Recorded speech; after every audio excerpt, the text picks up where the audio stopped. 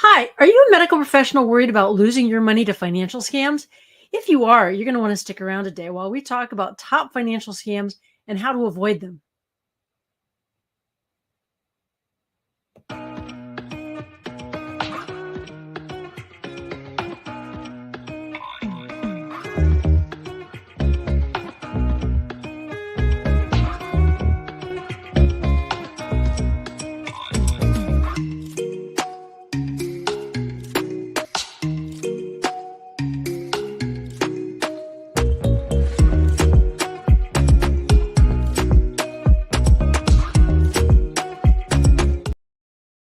Hi, I'd like to start today by saying that there's a lot of good people out there doing a lot of good things. You're probably one of them. But there are some bad actors out there doing some really bad things. And today we're going to talk about some of these top financial scams that you need to know about now and how can we avoid them. So I think we can all see these days that with the innovation of technology, that scammers have found new ways to deceive people. Okay, this is not a comprehensive list, but these are scams that are coming up daily. Let's talk to these a bit. So we've got phishing scams, we've got investment scams, we've got identity theft, lottery and prize scams, charity scams, and tech support scams. We're going to go into some detail on each of these just so that we understand what they are and what's happening in the world. Okay, it's not a comprehensive list, but these are the ones that are coming up all the time. So a phishing scam, what is a phishing scam? Well, a phishing scam is fraudulent attempts to steal sensitive information by posing as trustworthy entities and messages. So we spell phishing there with a PH, but it's really phishing with an F because they're phishing. They're throwing their line out there and they're trying to get you to bite. Okay, and so you get a lot of emails. A lot of us are in a hurry. We're not necessarily looking at the details, but we want to check those. And one of the main things that I do when I'm getting all of these emails, especially things that look like they're coming from some sort of Chase credit card or tech support or something like that, is look at the address that it's coming from. And you can click on that little arrow where the email is coming from. And while it may look good, when it drops down, you're going to see funny letters, funny names. Could even be that just one letter is missing from the name, which means they bought the domain. They're sending the emails from them. The next one here on the list, we're talking about investment scams. Investment scams, fake investment opportunities, providing high returns, and money is stolen by the fraudsters. So I always say here, if it looks too good to be true, then it may not be true. It could be true, but you really need to check it out. Again, look and see who is that coming from. Is there some homework that you can do on this that's going to make you feel more comfortable with whatever this is? But by all means, if you get an email and it's something that looks like some sort of investment thing and it looks great and they're saying, you've got 24 hours or 48 hours, be very, very wary. There shouldn't be any time limits. If it's from somebody that you've never heard of, something that you don't know of, without doing your homework, don't do it. Okay. The next one here, big one, huge right now, is identity theft. So identity theft is illegally obtaining and using someone's personal information for financial gain. Okay, this can happen by intercepting your bank accounts. This can happen by intercepting your credit card numbers. And when we talk about identity theft, and we talk about people intercepting your credit cards, what I would say is that what you want to do is say once a quarter minimum is you're looking at your bank statements, you're looking at your credit card statements, and you're seeing, is there anything that doesn't look right on there? It doesn't have to be for a large amount. So keep your eyes out, because one of the things that these fraudsters do is they will push a smaller charge through before they push a bigger charge through. And they may do that for a couple months. They may make that look like a subscription. And then all of a sudden there's something big, like you bought a course or something for several $100s. So I have this happen on one of my cards at least once a year. It's kind of a pain. I usually catch it pretty quick. The credit card companies want you to catch that quickly. They are responsible to cover that if you report it within a certain period of time. Each company works a little bit different. But the idea here is that if I catch it and I call their fraud department, they are going to shut down my card. They're going to ask me some other questions, ask about other charges that happened around maybe the same dates, but they're going to shut down that card and then they're going to send me a new card. So when you do this, if everything in your life is on one card, you're going to get to set it all up again. But it's worth it, because once they've got that number, there's no telling what they're going to do, right? They could charge up to the max that you have on that card, and so that's a bad thing. Okay, so moving on, we've got lottery and prize scams. So this is false claims of winning a lottery or prize. Victims pay fees or give personal information. So here's the question: if you won a prize or a lottery, should it cost you money to be able to collect on the prize? I would say usually not. I've never won anything that I actually had to pay to be able to get it. Now, I know on some of the game shows that you win on the game shows and you get fabulous prizes that you're going to have to pay taxes, but that's kind of a different thing. So again, if they're saying that you've won something, this is coming in through the mail, this is coming in through your email, this could even be a phone call. What they're doing is, again, they're fishing for your personal information. So you want to question it, right? You want to question it. You can always, if it's on a phone call, just say, hey, do you have a number that I can call you back tomorrow? I'm in the middle of something. But you always want to check that. Okay, charity scams. Charity scams are fraudsters pose as charities to solicit donations, diverting funds for personal use. Okay, I personally think that this is lower than low to disguise yourself as a charity, collect the money, and then they spend it for themselves. But I've seen it happen. I've heard about it happen. It's not good. But again, if you're getting these messages, somebody's calling you, do a little bit of background checking to find out who's behind it. Right now, understand that we have countries in the world where they have, it could even be in the US, but where they have call centers set up of people just making these phone calls, right? They may not have any accent. You may not be able to tell that, but that's what they're doing, is they are trying to get personal information, credit card information, anything like that. Tech support scams. Okay, what are tech support scams? Tech support scams are fake tech support agents. They claim to fix non-existent problems, and they're stealing money or information. So I had something happen to me in the last few months, and it had to do with tech support. It was on my computer. I can't even remember how this thing popped up. I was having a problem. Somebody knew I was having a problem, and I ended up getting on the phone with them. And they wanted to, at one point, they were going to take over my screen. It felt funny, right? So I would say number one is trust your gut. What is your gut telling you? And if this doesn't seem right, and so they were going to transfer me to somebody else. It wasn't even the person on the phone there. And they said they will take over your computer, do what they need to do. And, if you sit there for, I think I had to sit here for 30 minutes or more while they did what they were doing. So when they were switching me over, I hung up.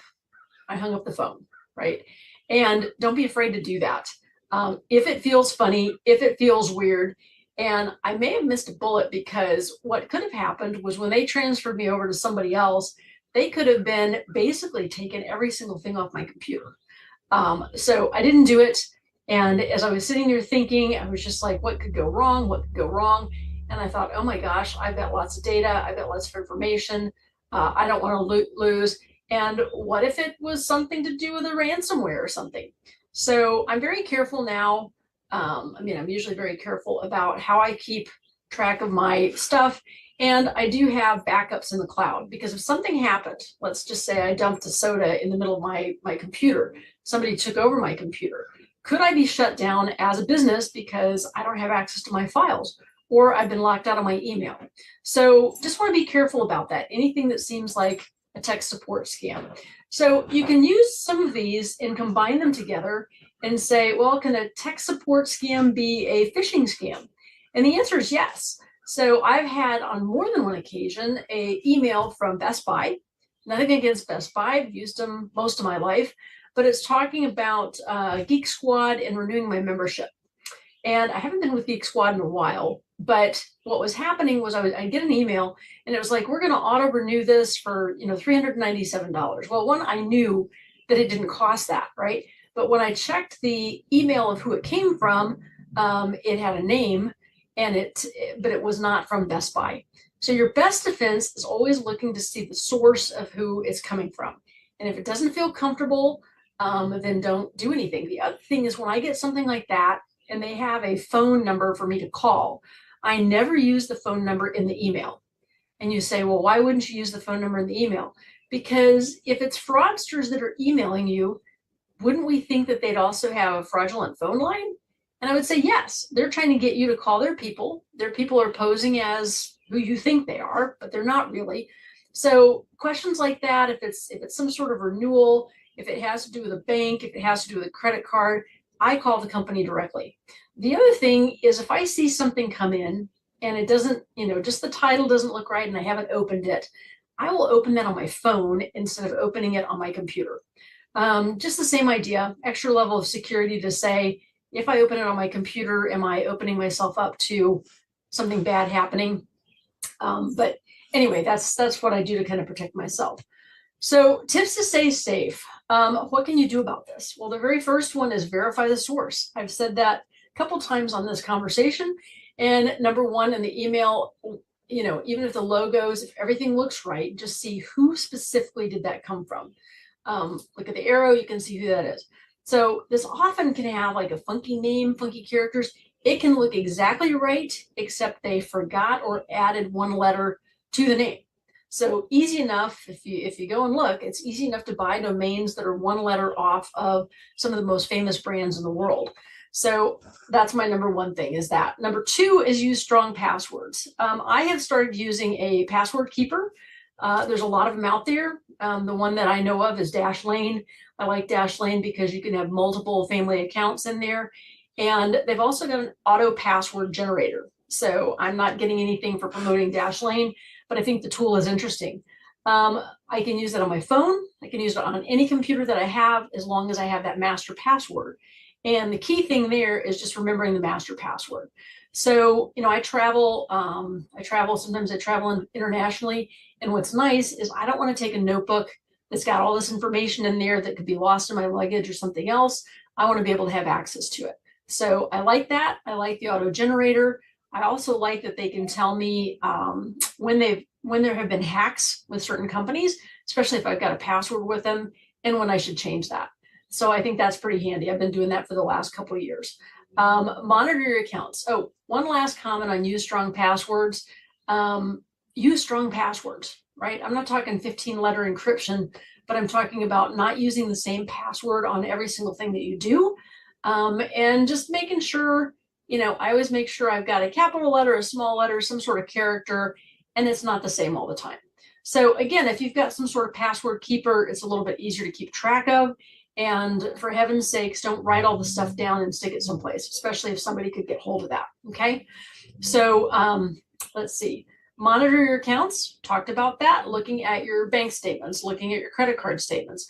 I'd say on a quarterly basis at a minimum, and even better if you can do it more often. So we're not looking for every penny. We're just looking for things that look different and off. Okay. And again, if you see that, you're going to call the credit card company and you're going to talk to the fraud department and they will help you deal with it. Okay. Let's see. To be skeptical of too good to be true offers. There are some great offers out there. No question. There's more offers now than there's ever been, I think, in the history of anything. But just make sure before you give them your information that you've done a little background on them. One other comment on this, when we say too good to be true offers, if I'm ordering something online, one of things like that, I use PayPal a lot. And PayPal, I can have my credit card, main credit card numbers in PayPal. But when I pay by PayPal, that credit card number doesn't really go to the vendor, right? It's got extra security to that.